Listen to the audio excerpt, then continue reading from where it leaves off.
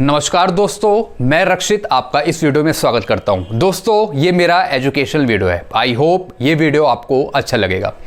दोस्तों, अगर आप मेरे चैनल पे नए हो और कंटिन्यू आप मेरे वीडियोस देखते हैं तो आप मेरे चैनल को सब्सक्राइब कर लीजिए और लेटेस्ट मेरे वीडियोस के नोटिफिकेशन आपको टाइम पे मिल जाएं और जल्दी मिल जाएं। इसके लिए आप बेल आइकन को प्रेस कर लीजिए। दोस्तों, इस वीडियो में आपको बताने वाला हूं कि अगर आप सरकारी कर्मचारी हैं तो आपकी सैलरी में से GSLIS group saving linked insurance scheme यानी LIC का आपका पैसा कटता होगा। अगर आप ग्रुप ए के अधिकारी हैं तो आपका 170 रुपये कटता होगा। अगर आप ग्रुप बी के अधिकारी हैं तो आपका 120 कटता होगा। और अगर आप ग्रुप सी के अधिकारी हैं तो आपका 60 रुपये कटता होगा। तो ऐसे आपकी पोस्ट के हिसाब से आपकी सैलरी में से पैसा कटता है। और जब आप रिटायर हो जाते हो तो LIC की तरफ से आपको मोटा पैसा मिल जाता है। तो दोस्तों, इस वीडियो में आपको बताने वाला हूं कि आपके डिपार्टमेंट की तरफ से क्या प्रोसेस होता है इसका।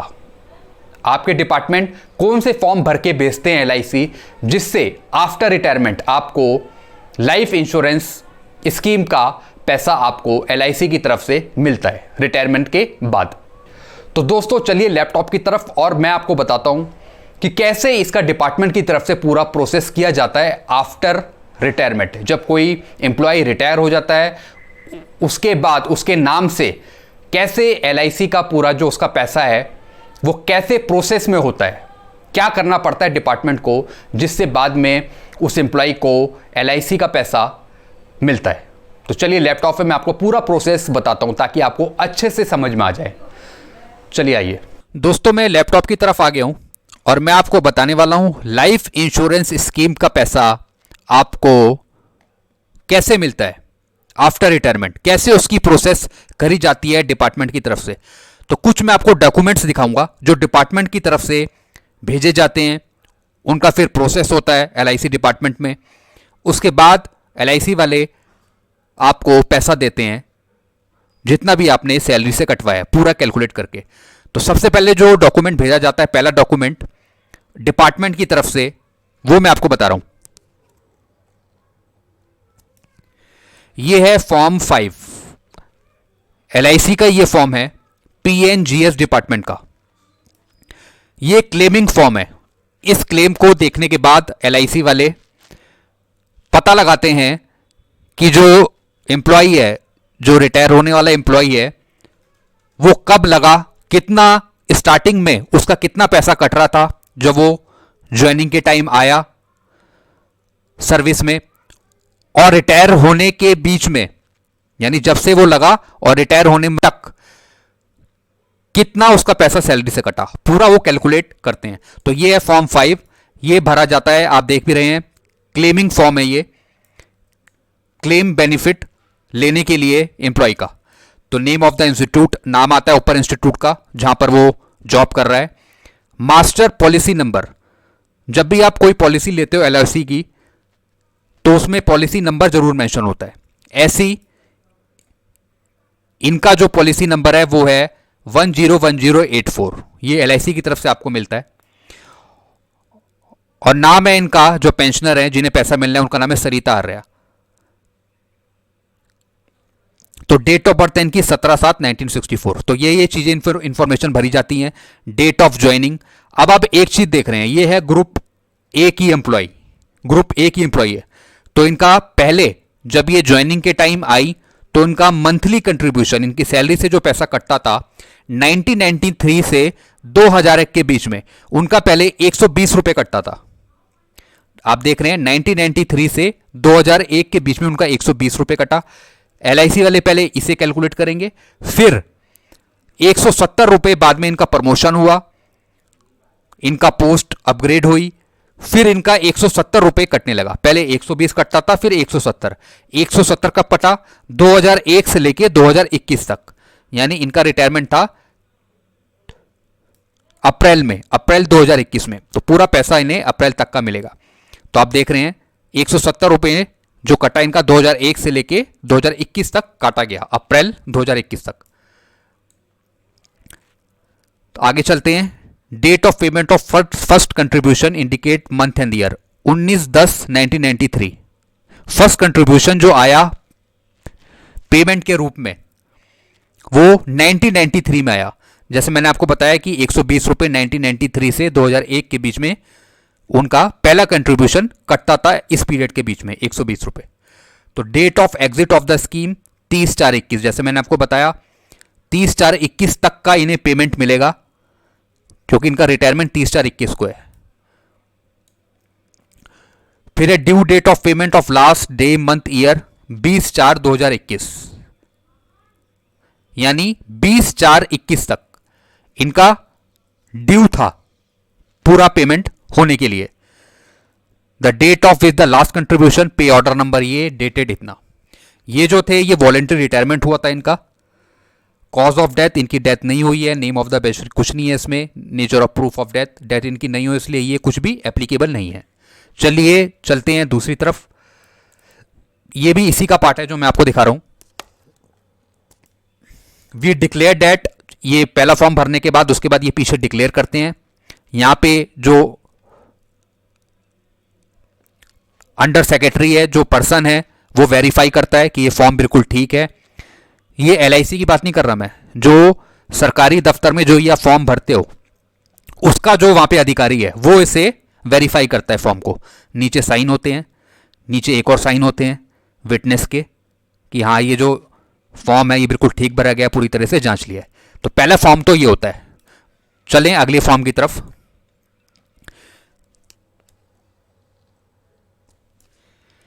एक और होता है फॉर्म 5। ये है मास्टर पॉलिसी नंबर 101084, यानी इस पॉलिसी के अंदर जितने भी एम्प्लॉय थे उन सब का पेमेंट किया जाना है।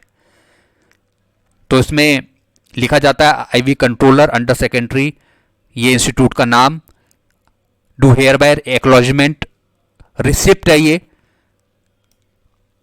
इतने आदमी जो हैं इनको पूरा पेमेंट होना है। किसी का रिटायरमेंट 30/4/21 का है, जो मैं अभी आपको बता रहा हूं वो बता रहा हूं सरिता आर्या का। बाकी 31/5/2021 में जो रिटायर हो रहे हैं उन इन सब का पेमेंट होना है। तो एक तरीके का ये रिसिप्ट वाउचर है जो एलआईसी की तरफ से ही भेजा जाता है भरने के लिए। ये भी फॉर्म 5 में आता है। तो ये भी आपको भरना पड़ता है। इसमें जितने भी नाम हैं जो रिटायर होने वाले हैं, जिनको पेमेंट होना है, जिनका क्लेम होना है, उन सब का नाम यहाँ पे आता है। नेम ऑफ एम्प्लॉय, ग्रुप कौन सा है, ग्रुप ए के हैं, ये भी ग्रुप ए के हैं, CCD, कौन सा इंस्टीट्यूट के हैं वो भी आता है, और कब इनका वॉलेंटरी रिटायरमेंट हुआ, डेट ऑफ रिटायरमेंट हुआ, वो भी यहाँ पे मेंशन होता है। फिर नीचे यहाँ पे साइन होते हैं, उसी तरह डिपार्टमेंट का जो अधिकारी है वो साइन करता है। फिर यहाँ पे जो विटनेस है वो यहाँ पे साइन करते हैं, तब ये वाला फॉर्म भी वेरीफाई होता है। तो एक तो ये वाला फॉर्म होता है, ये वाला भर दिया। फिर अगली तरफ चलते हैं। फिर ये भरने के बाद फिर एक और फॉर्म, ये एक लेटर के रूप में होता है। इसमें डिपार्टमेंट का जो खुद लेटर पैड है वो एक चिट्ठी बनाता है, यानी जो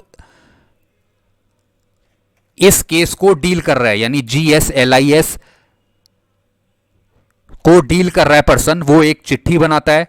LIC को एक चिट्ठी लिखता है वो कि इन अधिकारियों का, जो भी एम्प्लॉई हैं, जो अधिकारी हैं, उनको पेमेंट होना है इस पॉलिसी के अंतर्गत। जैसा कि आप देख रहे हैं ये पॉलिसी नंबर है। तो वो एक लेटर बनाते हैं। किसे बनाते हैं? वो बनाते हैं P&GS, यानी LIC वाले डिपार्टमेंट को एक लेटर बनाते हैं। इसमें आप देखते हैं क्या लिखा है, निम्नलिखित अधिकारी और कर्मचारी, ये इंस्टीट्यूट का नाम, मई 2021 को रिटायर्ड हुए हैं या फिर एक्सपायर हुए हैं, तथा उनके बीमा बचत निधि के दावों का भुगतान किया जाना है। तो ये लेटर LIC को लिखा जाता है डिपार्टमेंट की तरफ से। अब नीचे भी लिखा है, अतः महोदय से निवेदन है कि उपरोक्त कर्मचारियों का बीमा निधि का भुगतान अर्धोक्षारी को प्रेषित करें। यानी जितना भी इसका कुछ क्लैरिफिकेशन होना है, पेमेंट होना है इस पॉलिसी के अंदर, फिर ये आगे प्रोसेस होता है। और नीचे यहाँ पे जो डिपार्टमेंट का अधिकारी है वो यहाँ पे नीचे साइन करता है और इस लेटर को भेज देता है LIC। तो ये लेटर भी इन डॉक्यूमेंट के साथ लगता है जो मैंने आपको ये दिखाए हैं, जो मैंने आपको शुरू में जो लेटर दिखाए थे, इसके साथ ये लेटर अटैच होता है, जो मैंने आपको ये लेटर दिखाया। तो जो जो अधिकारी कर्मचारी रिटायर हुए, एक्सपायर हुए हैं, उन सब का नाम, group, institute, date of death, date of voluntary retirement, सब चीज, पॉलिसी नंबर, सब कुछ आता है। फिर आगे क्या होता है मैं आपको बताता हूं। फिर इसी में मास्टर पॉलिसी के अंतर्गत जो भी एम्प्लॉई हैं उनका एक फॉर्म नंबर K293 डिपार्टमेंट की तरफ से भरवाया जाता है। यह भी लाइफ इंश्योरेंस स्कीम का, लाइफ इंश्योरेंस स्कीम लेने वाले जितने भी एम्प्लॉई हैं उनको यह फॉर्म भरना पड़ता है आफ्टर रिटायरमेंट। इसमें अंडर सेक्रेटरी पेंशन सेल, यानी जिस डिपार्टमेंट में इसका प्रोसेस हो रहा है काम, वो यहां पे अपना नाम लिखता है, डिपार्टमेंट का नाम लिखता है, पॉलिसी नंबर लिखता है। ये भी एक एक्नॉलेजमेंट रिसिप्ट है, इसमें भी नाम लिखे जाते हैं जो जो जिनका पेमेंट होना है इस पॉलिसी के अंतर्गत। तो ये भी भरा जाता है। यहां पे मोहर लगती है जो अधिकारी है डिपार्टमेंट का। यहां पे विटनेस जो डील कर रहा है ग्रुप इंश्योरेंस स्कीम को, उसका नाम आता है, यहां पे उसका एड्रेस आता है। तो ये भी भेजा जाता है इन डॉक्यूमेंट के साथ। लास्ट में जब ये सारे डॉक्यूमेंट भेज दिए जाते हैं तो फिर LIC की तरफ से क्या आता है ये मैं आपको दिखा रहा हूं। LIC की तरफ से ये पेमेंट का वाउचर आता है कि LIC ने पूरी जांच कर ली है, जो उसे डॉक्यूमेंट भेजे जो मैंने आपको अभी दिखाए पूरी तरह जांच पड़ताल कर लिए गए हैं, वो बिल्कुल ठीक है। फिर बाद में पेमेंट करता है LIC। जो LIC है वो आपके डिपार्टमेंट के अकाउंट में पहले पेमेंट कर देता है, फिर जो डिपार्टमेंट है वो इंडिविजुअली के अकाउंट में वो पेमेंट डाल देता है जितने भी अमाउंट का होता है। तो LIC इस तरीके से भेजता है। नाम है, देखे जैसे आप देख रहे हैं सरिता आर्या, ये इनका अकाउंट नंबर है, और टोटल अमाउंट इनका बना जब से ये लगी थी और जब ये रिटायर हुई, जैसे मैंने आपको भी फॉर्म में दिखाया था अप्रैल में, तो टोटल इनका जो पेमेंट बना ये बना 1,12,617। तो ये पूरा LIC वालों ने कैलकुलेट किया अमाउंट कि इनका पहले 120 रुपये कट रहा था, जैसे मैंने आपको यहां पे दिखाया था अभी, यानी पूरा इन्होंने कैलकुलेट कर लिया 1993 से लेके और अप्रैल 2021 तक। तो इनका टोटल जो अमाउंट बना मैंने आपको अभी दिखा रहा हूं मैं आपको 1,12,617। इतना अमाउंट इनके अकाउंट में क्रेडिट किया जाएगा। तो LIC पूरा पेमेंट, सब एम्प्लॉय का इकट्ठा पेमेंट डिपार्टमेंट के अकाउंट में डाल देता है। यह प्रोसेस करने के बाद इतना अमाउंट, जैसे सिर्फ इस सरिता आर्य का ही 1,00,000 रुपए है, बाकी और भी कर्मचारी थे जो मैंने आपको अभी दिखाए, नाम दिखाए, उन सब का टोटल अमाउंट ऐसी वाउचर के रूप में अलग अलग कि इसका इतना है, इसका इतना है, टोटल अमाउंट डिपार्टमेंट के बैंक अकाउंट में डाल देते हैं। उसके बाद जब ये पूरा प्रोसेस कंप्लीट हो जाता है, उसके बाद डिपार्टमेंट क्या करता है, एक चिट्ठी बनाता है। वो बनाता है बैंक अधिकारी को, बैंक अधिकारी को चिट्ठी बनाता है कि ये नाम के ये आदमी ये रिटायर हो गए हैं, इनका GSLIS का पैसा, LIC का पैसा ये अमाउंट है, यानी SK शर्मा का इतना अमाउंट है, सरिता आर्य क्या, ये देखिए आप जो मैं आपको दिखा रहा था सरिता आर्य का 1,12,617 ये अमाउंट है। सब अधिकारियों के, कर्मचारियों के अमाउंट इतने हैं और उनके अकाउंट नंबर सामने हैं। तो बैंक वाले प्रत्येक कर्मचारी के अकाउंट में जितना पैसा उसका बना कर्मचारी का, जब से लगा हुआ और जब रिटायर हुआ, उसके अकाउंट में इतना रुपए वो क्रेडिट कर देते हैं प्रत्येक एम्प्लॉय के, हर एक एम्प्लॉय के, जिनके क्लेम आए हैं और जिनके क्लेम सक्सेसफुली फॉर्म भरे गए हैं। तो इस तरीके से GSLIS की पूरी राशि जो डिपार्टमेंट के अकाउंट में जितना भी पैसा आया है LIC की तरफ से, वो डिपार्टमेंट के अकाउंट से डेबिट हो जाता है। तो टोटल पेमेंट इतना डेबिट हो जाता है डिपार्टमेंट के अकाउंट से। इंडिविजुअल का जो पेमेंट है अलग अलग, वो उसके अकाउंट में पहुंच जाता है सक्सेसफुली। ये आप देख रहे हैं अलग अलग अकाउंट है और इन सब का अमाउंट अलग अलग है, और जितना अमाउंट इस एम्प्लॉय के आगे लिखा है उतना ही वो क्रेडिट उसके अकाउंट में कर दिया जाता है। तो ये बैंक की तरफ से होता है।